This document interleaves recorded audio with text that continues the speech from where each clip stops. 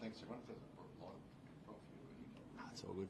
Thanks, everyone. Good day. Australian captain Pat Cummins here ahead of the third test here in Brisbane tomorrow. Questions. All right, Pat, have you got a team for it? Yes, Joshy Hazelwood comes back in for Scotty. How hard is it to tell a guy like Scott after how well he bowled that he's not playing? Yeah, it's tough. It was fantastic in Adelaide, and he's unfortunately spent quite a bit of time on the bench over the last kind of 18 months, and whenever he plays, he's fantastic. So, yeah, shame for Scotty, but still a fair bit to play out this series. So I'd be surprised if he doesn't get another crack at some point. Are you confident Josh can get through? Is he coming up? Yeah, absolutely. He's had no hiccups. Had a really good bowl yesterday. Had another bowl in Adelaide a couple of days previous. So him and the medical team are super confident.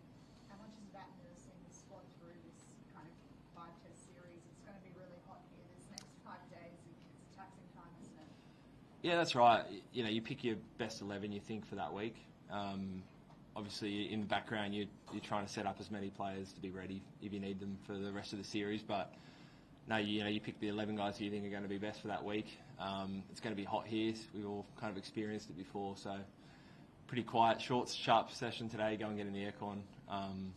But yeah, everyone's pulled up really well after Adelaide. I know you don't care too much about the opposition too much, but do you expect Jasprit to be there? And as an opposition, you want to face the best, don't you? I know your top order probably, he's the best leading wicket taker in this team in the series at the moment, but that they've all been saying they embrace that challenge, don't they? And you expect them to line up tomorrow? Yeah, that's right. I mean, I've got no idea. I'd imagine so, but yeah, we'll see. Whoever plays, obviously, we'll be ready for. The guys always, relish, who they come up against, what the conditions are. I remember going to India and seeing a spinning wicket, and for someone like Smithy, he loves that, that challenge of, when it gets really difficult to bat on. So the batting group's the same. Those conversations, they're always up for it and excited for whatever gets thrown at them. Can you just talk through, I suppose, with Josh, it's obviously a good result getting back from this with the break of only one test match, but even the conversations you were having during Perth Test where he was starting to feel sore and you're thinking, what to manage through this? Yeah, it was later on in that second innings, and fair to say, probably thought the game was starting to slip away. We still needed probably 6 or 7 wickets, and we're about 400 behind. So, we've seen it a few times where Joshy's kind of pushed through to get through a test match, and a little bit of soreness turns into a month or two injury. So, we kind of made the call then that probably wasn't worth the risk of keeping him bowling. So I think he bowled an extra 2 overs leading to a tea break, and he said it felt okay, and I just kind of thought from there, that's enough. Had a good wicket. What do you expect you achieve? Good question. I actually haven't. I was meaning to, and then I got stuck talking to George and Ron for half an hour. I looked at it yesterday. It looked like a good wicket, like it has been the last few years. Probably a bit of sun baking on it the last couple of days. I don't think it's as green and leafy as it was, say, against South Africa. So we'll wait and see tomorrow. Pat, nobody calls this the Gabba anymore and all of that. So that's gone, come and gone. Are you like a captain who likes the concept of having a fortressing and defending it, or you don't care about that and it's just a venue that you want to win a test match in? Yeah, it's just a venue, really.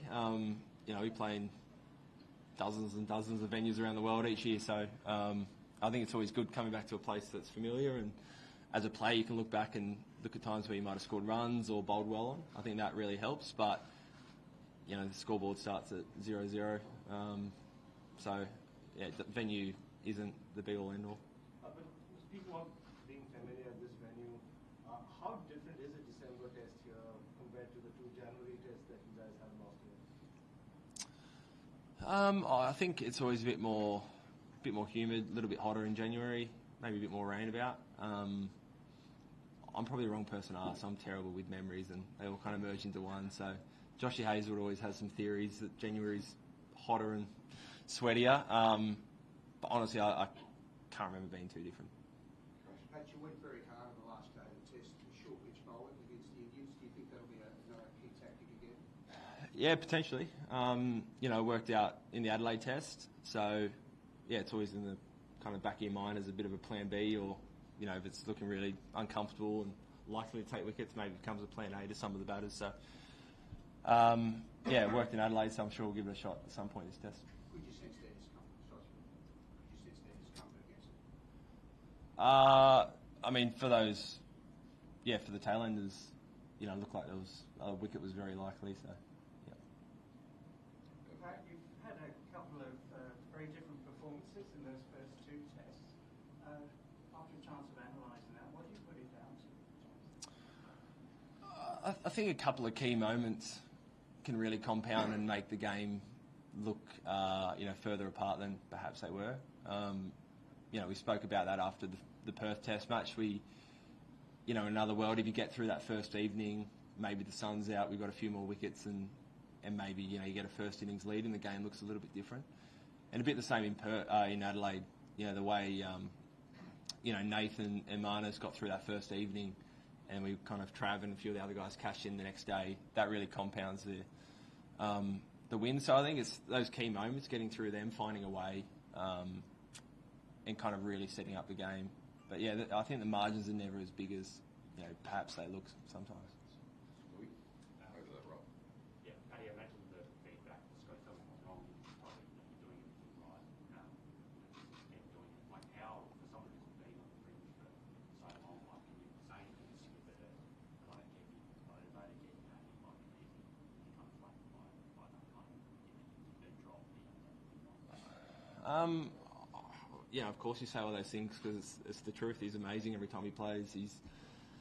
We absolutely love him around the group. He's one of all our favourites. So it's just about preparing for MCG because there's a good chance we might need you.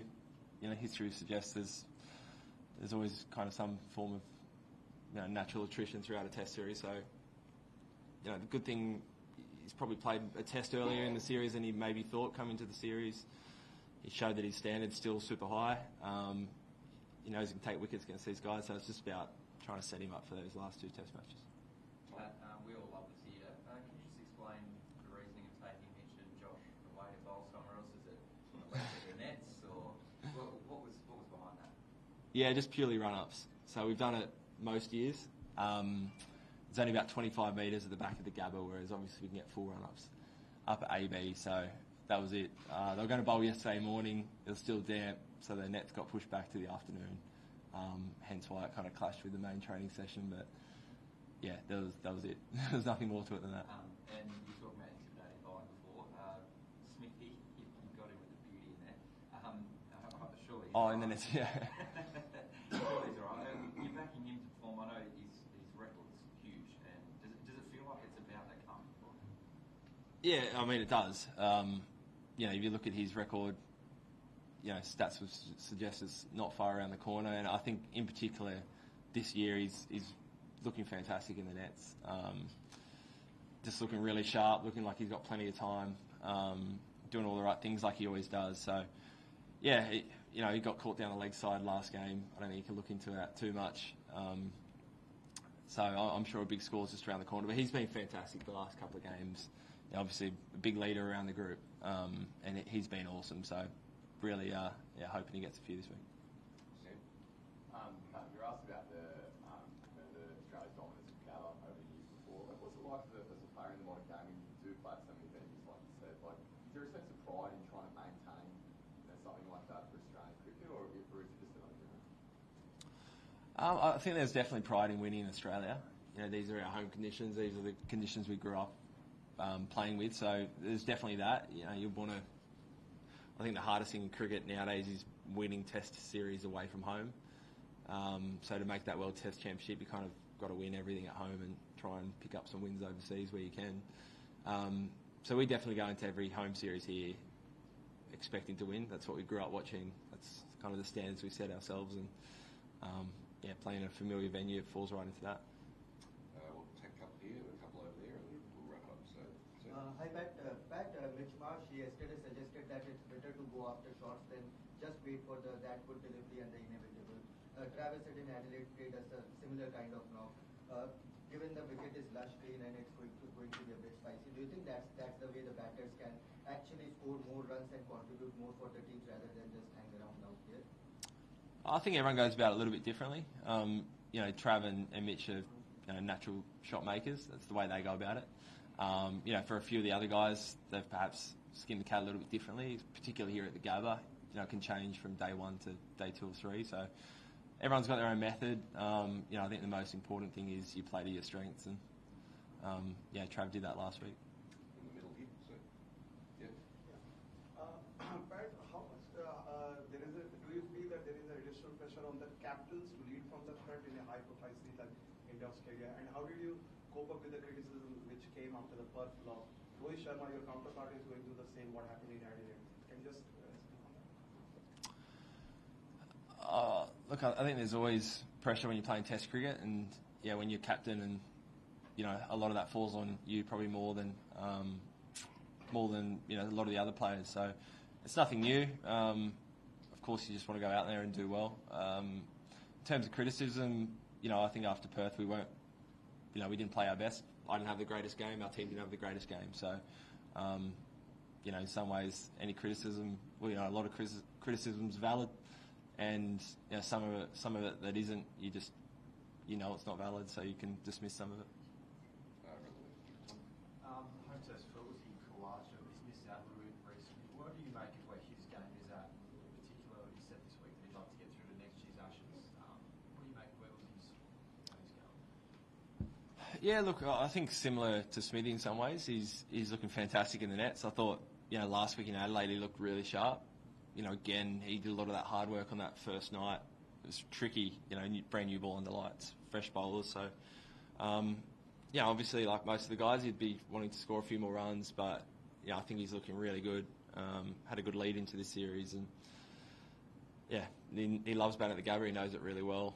Hopefully score some runs. Just a bigger picture question. The last couple of tests, obviously, having done 5 days, it feels like very few do in Australia now. Is that something you almost prepare for in some ways, that it's rare that there's going to be the workload of 5 days of test cricket? And does it also bring about the debate again whether tests should maybe just be scheduled for 4 days? And I wonder what you stand on that. I think you always go into a test imagining it's 5 days. It is funny. Definitely the wickets have been a bit juicier the last few years. They've been played at a faster pace. So I think you always go into a test match thinking it's going to go 5 days, but the most important thing is if it does speed up, just making sure you're not, you can adapt quickly. In terms of length of game, don't know, it doesn't really bother me. I always quite like 5 days. If it was allowed more, I know you guys talk a lot about more for 3 test series rather than 2, but did it allow for 3 test series rather than 2? Would that be a worthwhile trade-off, do you think, to 4 days? Honestly, I don't know. I haven't really thought about it. I think it's a pretty good format at the moment. Last one. Just one about there's obviously coming into the series, it was like, everyone in the team, but one is over 30, aging team kind of line. Is it a bit more nuanced than that though, in that you've got guys like yourself, Trav, Marnus, who are basically just 30 and have a lot longer to go than someone who's 35, 30, 37. Like, do you think that the age profile of the team will mean that it'll sort of transition smoothly rather than everyone going once? Look, I hope so. I think players play for longer than they probably did, 15, 20 years ago as well. Fast bowlers can get into the mid to high 30s, perhaps. Starkey's bowler as fast as he ever has. He's mid 30s. We're big on picking who we think the best 11 players are. And, you've got Aussie A, you've got state systems to try and make sure the next crop are coming through and they're going to be really well prepared. Even, white ball cricket gives some opportunities to some younger guys who, maybe are on the fringe of the test side as well. I don't think we'll get mass change overnight. I think it will be, spread out over a couple of years. And, nowadays there aren't really any series where you can afford to kind of just blood players for the sake of it. Great. Thanks, everyone. Thank you.